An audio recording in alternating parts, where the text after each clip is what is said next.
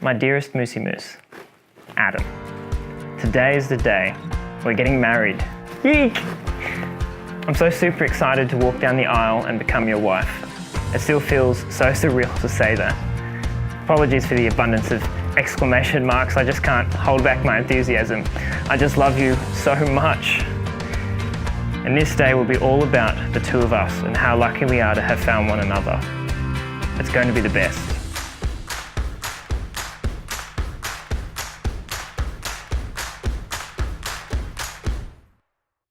Now, before we go on too much further, we probably need to sort something out that would otherwise quickly become a point of confusion. When I asked the happy couple whether I should call Brittany's husband to be Adam or by his well-entrenched college nickname of Moose, they suggested I put it to a vote. So, congratulations on being my first wedding gathering that has been given a say in who the bride gets to marry. Who knows the groom predominantly as Moose? And the Mooses have it!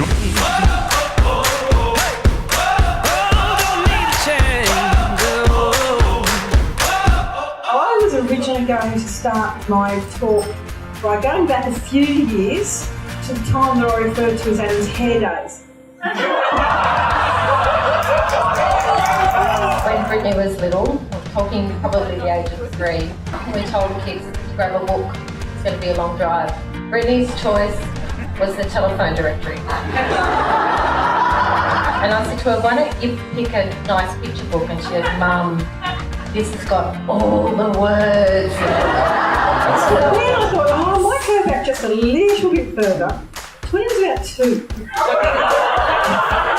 For a regular visit to the local community nurse, and his little concerns, I had 2, no, she was talking a bit more than he is. And I thought, I might be time. So I took the nurse's advice and I took Adam to a speech therapist. I think her name was Beth. She was a lovely lady, and I've never ever held a grudge against her or any other speech therapist with me. Anyway, she started Adam talking and he hasn't stopped since. I was born bold. A poem of my own composition, Hesitation.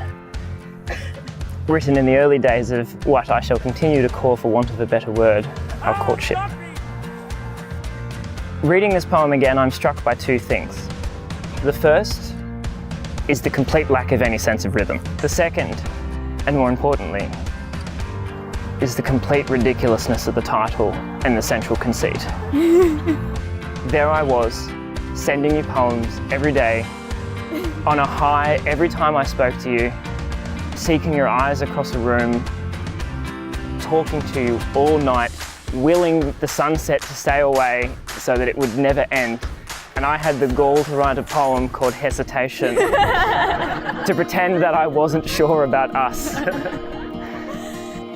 And so, this introductory ramble brings me full circle to the perhaps unwelcome announcement that I've written you another poem. This one more appropriately titled, Without Hesitation. My Adam, my Moosey Moose, my level 3 boyfriend, my best friend. I love you. I feel so incredibly lucky to be standing here in front of you with all of our friends and family present as we begin this next chapter of our lives together as husband and wife. As a young bookworm, I always dreamed of meeting the love of my life. And because of the kind of books I read, it was someone tall, dark, and handsome. In you, I found someone who never hesitates to show me how much he cares about me.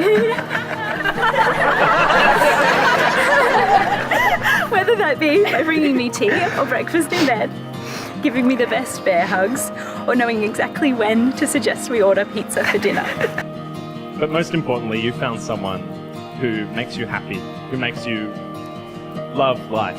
And that has been such a change from when I first met you.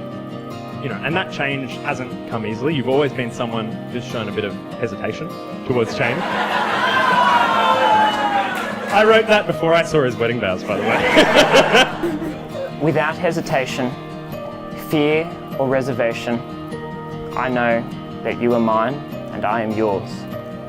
We will shine brightly, laugh loudly, and cry often.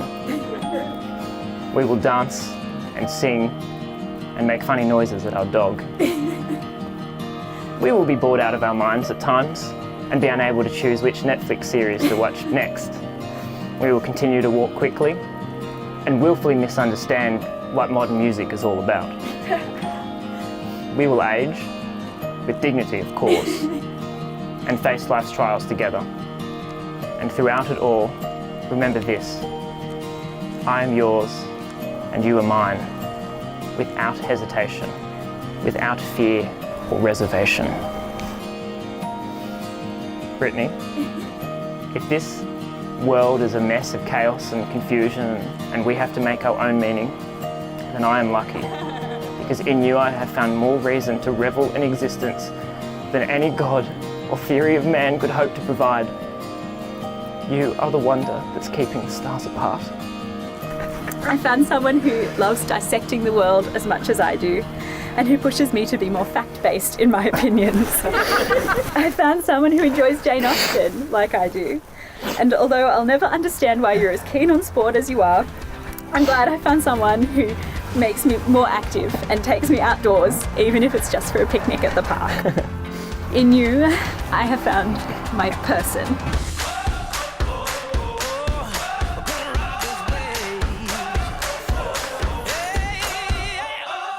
There's a Disney quote that says, "There is no better friend than a sister, and no better sister than you." Thank you for being the Pascal to my Rapunzel, the Nani to my Lilo, and the Anna to my Elsa. And Moose, thank you for being the Beast to her Beauty.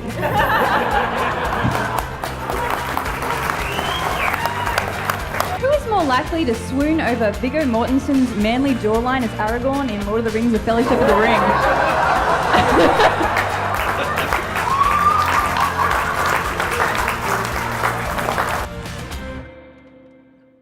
So I know Dad cut out a lot of the book dates that Mum would then turn them into flowers. So he did the hard yards, the slaughter. There are over 960 of those flowers in front of you guys, averaging out over 10 minutes per flower to make, so do the math. We decided each petal of those flowers would represent a day of love in the life of Brittany and Adam, and that equals over 26,880 days of love ahead of you guys in your life together. So If you need more, I'll make more.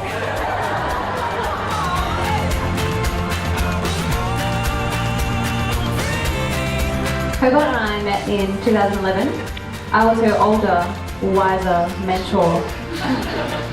Some may say I was the Dumbledore to her Harry. There's one memory I have with her that really captures just who Cobalt is. About 5 years ago, I had my spine pierced. The recovery sucked. I was bedridden for a month. I was in constant pain, couldn't walk. But then Cobalt came. Cobalt basically moved in.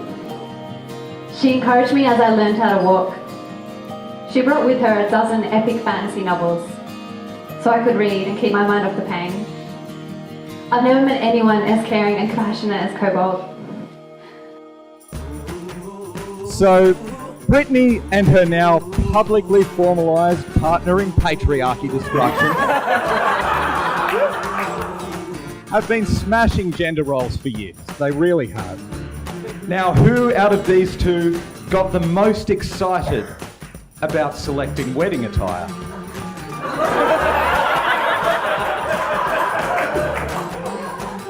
Within 24 hours of their engagement, all the boys here were part of a group chat started by Moose, just going through some cuts, some colours, some different tones to look for. It was only about a day later when Moose started messaging about the suits. Hang on, I wrote down the number. 287 distinct messages from Moose about wedding suits, shirts, ties, cufflinks, buttonholes, shoes and waistcoats. Yes, I counted. All that effort has been worth it. You look absolutely fabulous today.